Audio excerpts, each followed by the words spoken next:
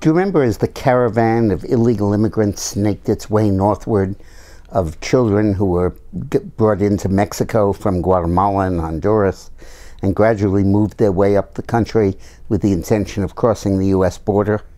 When they got about 3/4 of the way, Trump began huffing and puffing at them and saying he wouldn't let them in. He transferred troops to the southern border. He sent in additional immigration judges and officials. And he was so intimidating that 80 or 90% of them dropped out and didn't march to the border. But 185 children did make it to the border, and guess what? They've been admitted to the U.S. They're currently being held in detention facilities, but sooner or later they're going to be resettled in the U.S.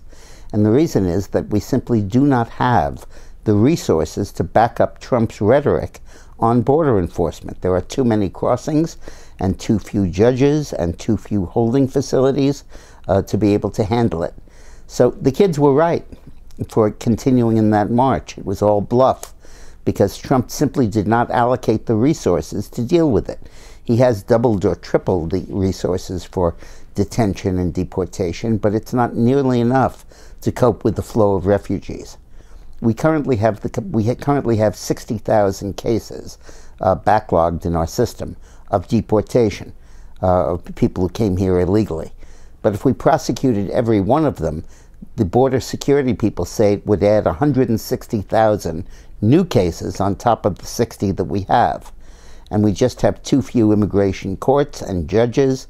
Our holding facilities are 87% full, and we simply do not have the capacity to back up Trump's rhetoric.